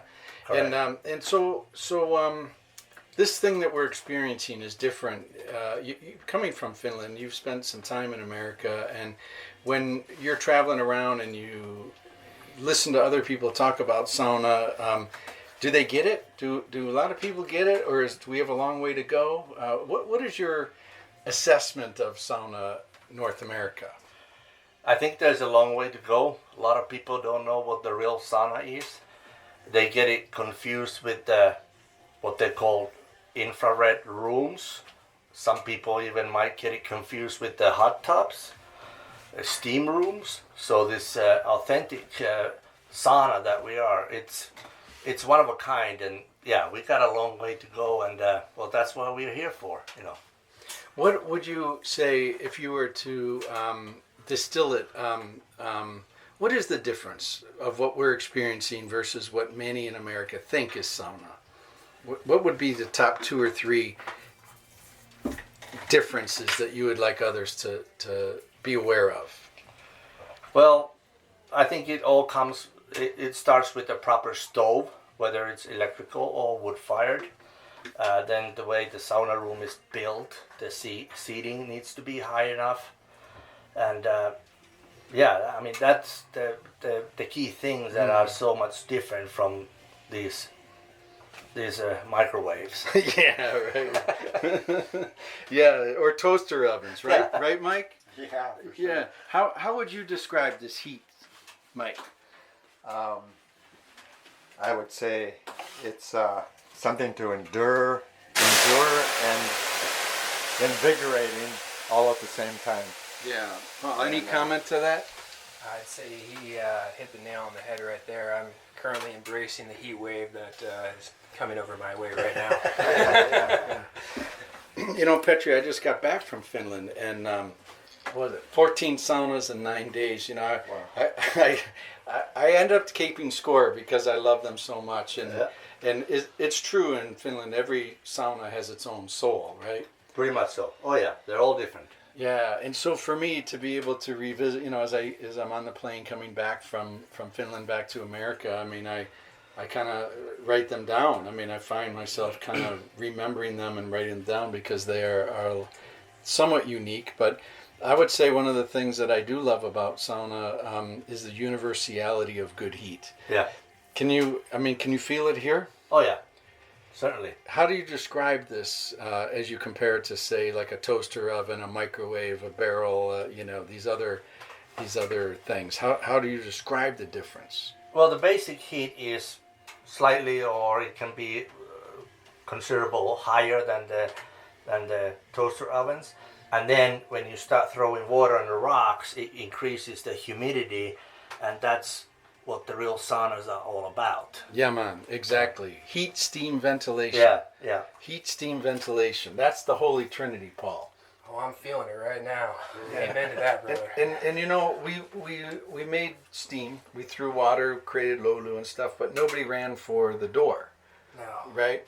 And if you're in a poorly ventilated sauna, the heat is not heat. Heat is different, right? So you were starting to think you wanted to run for the door. It definitely crossed my mind.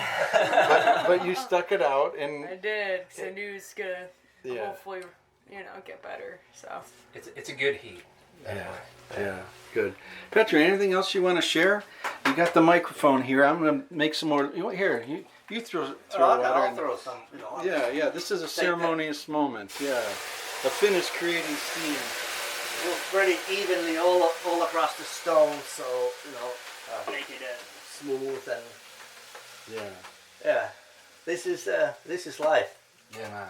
We're living large. Yeah. There's a thing of dry steam and wet steam. You know where I'm going, or should I keep talking? Well, yeah. Keep talking? Go ahead. Yeah. Yeah. So I like this concept of dry steam and wet steam, right? Steam, you could say, is all wet, right? But when, there's this thing about the heat in the heater, the stove, and how it transfers heat from the flame to the steel to the rocks, right? What that transfer is all about. And then the ratio of rock to steel is something that affects it. So when you have really hot rocks and you throw water on the hot rocks, it creates a real dry steam, real biting kind of steam. Yeah. Okay, when you have rocks that are like 3 or 4 layers away from the steel, those rocks are a little cooler, or rocks that have already had water thrown on them very recently, and so it creates a different steam when you throw water on those rocks. Yeah. And we have some movement. Here. I'm happy to report Paul is making his way down to the dock. And his better half is sticking it out on the sauna bench. Very Maybe one more early for the road, and then we'll jump into the lake. The biggest part when you threw the water on there wasn't that it was hot, but it was like breathing it in, which is gotta be really good for you. Would you but say hard that, to do. Patrick? Well, if you get really hot sauna, really hot steam, don't try to inhale it because it's probably not good for you. But kind of like pace yourself down with the breathing when you get the steam. Yeah. So Wim Hof has been on my podcast, and he talks about enduring the breathing. So Petri's going heavy with the steam.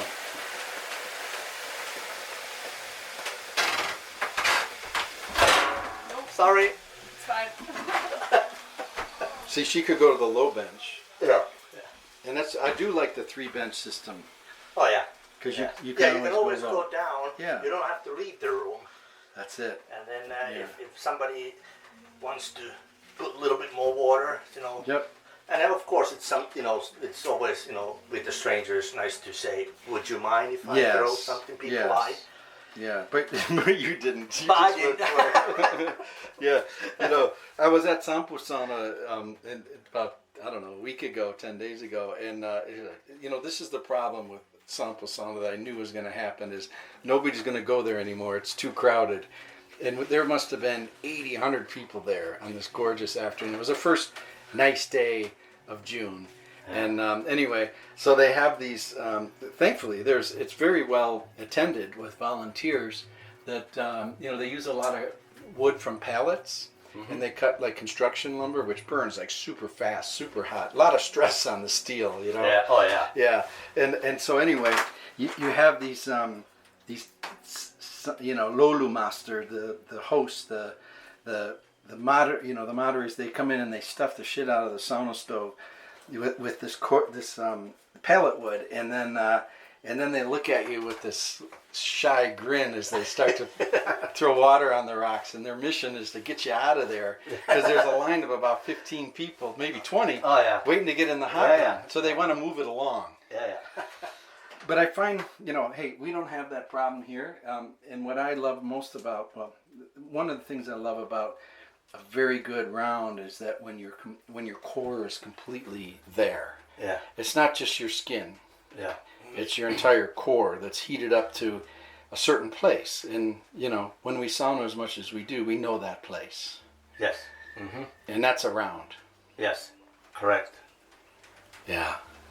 And it's regulated by heat and the steam and the ventilation in the hot room. So anyway, I wanted to get that down. I wanted to share that with you, Petri, because we are aligned in mission and spirit about so much to do to help. And it isn't like we're trying to be snobby about sauna. It's that we enjoy and love the authentic so much that's what's worth sharing. Yeah, absolutely. Yeah. Yeah. Any final words to listeners? Maybe we'll pick it up, but Just, any thoughts? I mean, you've let me just frame it up. I mean, you're making a big commitment. You've left Finland. You've come to America. Any observations, thoughts, ideas, concepts? Well, we're going to the right direction, and for myself, it's basically one-man show at the moment, and it's a pretty big country to start operation like this. It's not like I'm starting sell certain heaters in Finland. So we got you know 50 states size of Finland, and but yeah, we're going to the right direction. We are getting more dealers who understand the authentic sauna. I want to be part of it, and things are going forward. Beautiful.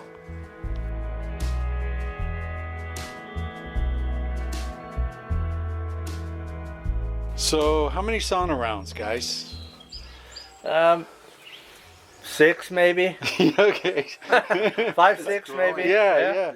And Good set. And we have salmon on the grill, some corn, Minnesota corn, Pacific salmon, and we're just getting ready for a post sauna dinner together. And let's talk a little bit about long drink.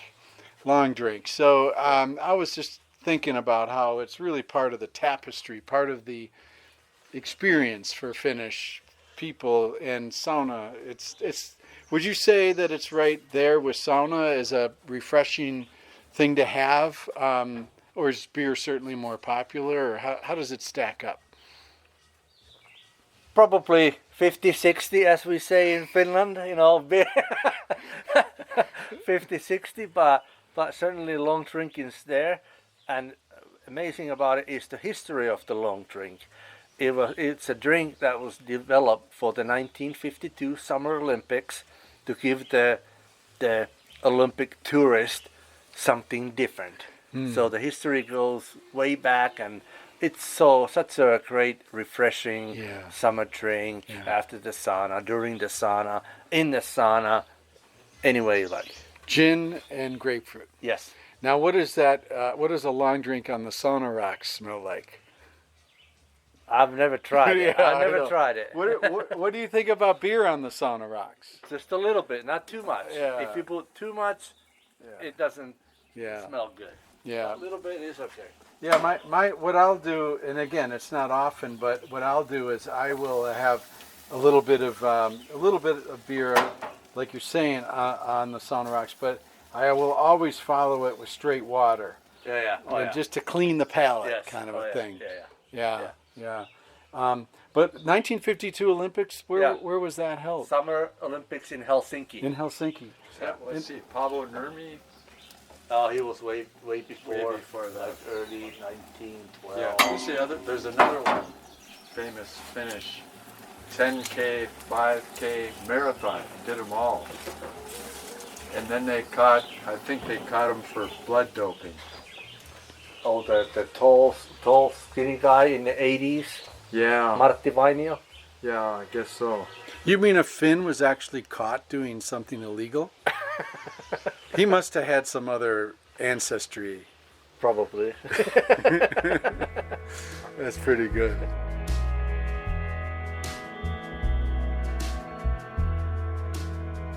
All right, so this is the summer series, and we're on the bench in Tower, Minnesota, Lake Vermilion. This sauna was built in 1995-96, and let's introduce ourselves. There's 4 of us on the bench. Who are you, and where are you from? I'm Ashton, and I'm from Michigan. And how old are you? I'm 15. Hi, my name is João. I'm from Brazil, and I'm evaluating American saunas. And how old are you, João? I'm 18. My name's Scott Gallus. I'm 53 years old. I'm from Iowa, Minnesota, but live in Brazil, and I've had my experiences with saunas, but none better than what I'm sitting in now. Right on, man. And Scott, how old were you when you first started taking saunas?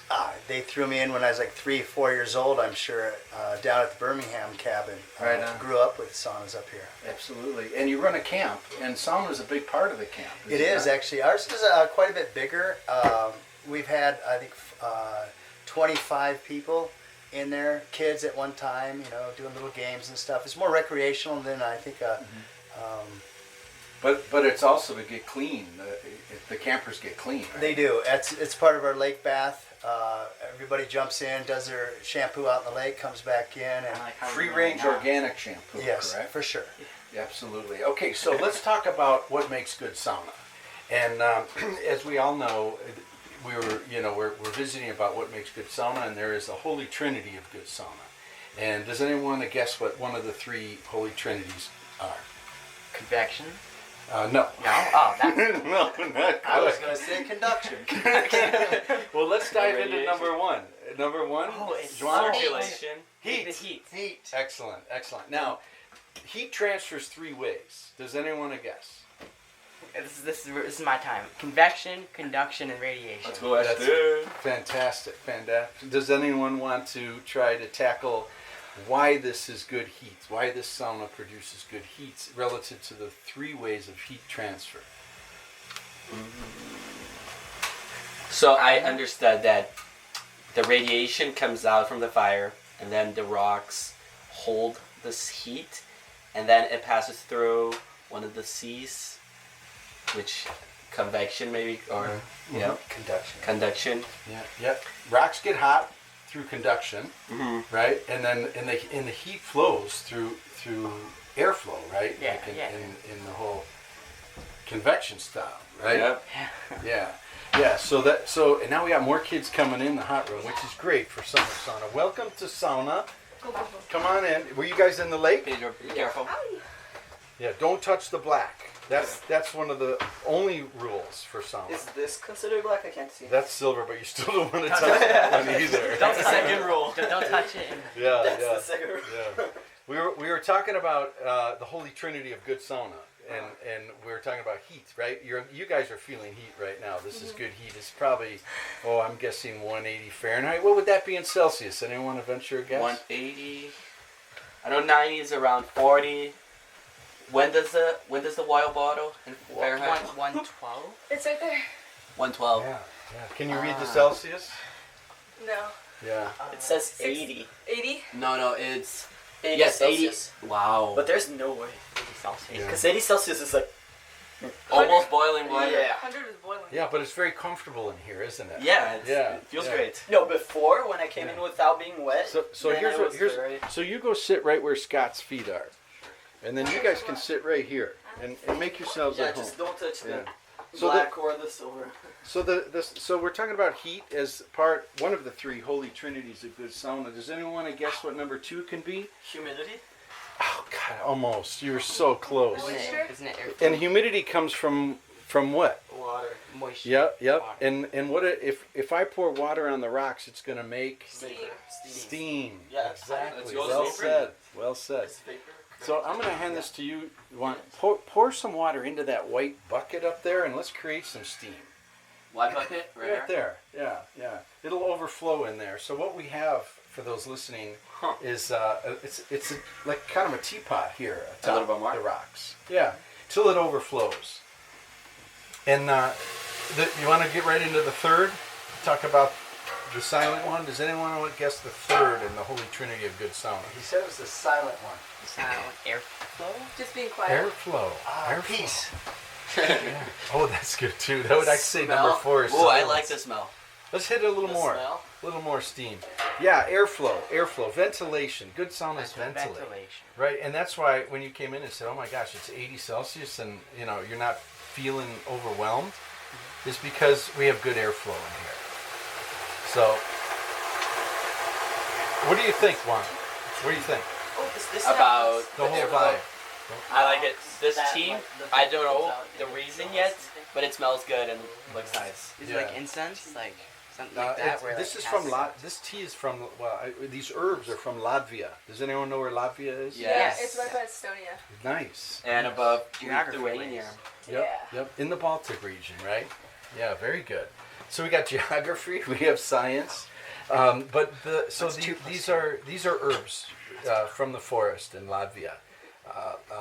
Dried flowers, different flowers, and it creates.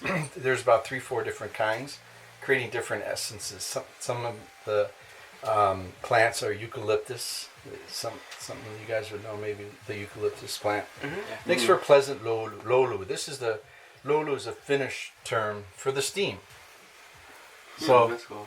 what do you guys think? You guys happy in here? I love it. Yeah. Good. How does it compare to the sauna at camp? I like this one more just because it's more Compact. and it contains the heat better, let's say. Yeah, like here, I kind of feel it very stable in the sense that everywhere is kind of equally warm. And at camp, like you can actually just feel warm when you're really close, and the further you go, the less you feel. It's more like a campfire than a sauna. You know? Yeah, true. That's a good Even comparison. heat. Yeah, especially heat. So there's this thing, they call it the law of Lolu, okay? And I think only 3 people in Finland created the law of Lolu, and only 3 people in Finland preach the law of Lolu, because I don't believe in the law, in blunt terms. The law of Lolu says that your feet shall be at the height of the rocks. Otherwise, you have a poorly designed sauna. And we're pretty close. Yes, we are. Yeah, but we're not getting out our tape measure, are we, guys? No. But we're feeling like we're following the law of Lolo. Why do you feel that, Scott? Because I look at my feet and I look at the rocks and I think they're at the same level. Right on. Yeah. I think close enough. Yeah. When you have good convection and conduction and radiation, when you have all of these elements, these 3 elements of heat transfer working together, I think it makes the law of Lolu sort of a moot point. Because if we had the sauna a foot taller, okay, we're creating what I call the bleacher effect, where you are outside in this cool down room, and then now you want to go into sauna and climb up to the upper bench. It's like you're in high school at the gymnasium at the basketball game trying to climb to get a good seat. So I think like life, things are compromised, right, Scotty? Well, I would agree.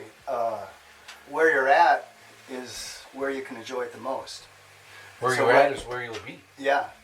Not to get too profound, but saunas bring that out, I think, in people. Yeah.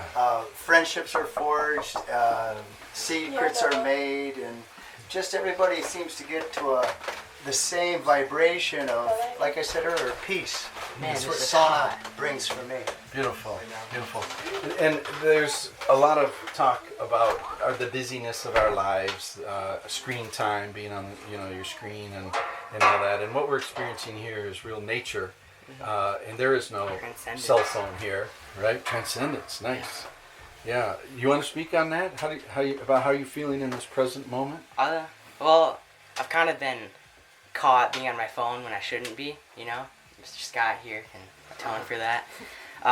But in the sauna, it's not like you don't go in the sauna and you watch a YouTube video. You're going in the sauna to go in the sauna. So I don't know. Like you're going in the sauna to talk with other people as well. So it's not like you're just doing it for I don't even know how to explain it, but it's really cool. Nice. It's a present moment experience. Exactly. That's what I'm going for. Yeah. What else, guys? You want to talk about thermic conditioning? This hot and cold. What's happening? Personally, I'm about ready to jump in again. So thermal conditioning might be left for the next round. It could be, and we can pick right up on that. What Scott's going to do? He's ready to roll. He's stepping up. Thanks to the feng shui of the sauna. Peacing out, brother. It's a simple step down, and there's a lot of movement to go onto our dock. And I'm going to have to talk with you guys alone because all the kids are jumping in right now. There's probably, how many are we? 8? How many kids are going in the lake right now? So there's me, Ashton, Joan, Angie, Sophie, and then you 2. Right on. So that's like 10 of us? 7 people, I think. Right. Okay. And then the second rule of sauna is close the door. Oh, yeah. These guys are great. Thanks for joining on this impromptu podcast. Sauna in summer, sauna with kids, sauna with family. I'm on the bench alone, and I'm just going to enjoy some Lolu on my own. And just kind of take in, I hope you guys can feel it. This is, those of you with your own sauna, maybe you sauna with your own children. or neighbors or friends or nephews or nieces, and yeah, sauna, it's an ageless practice for people of all ages.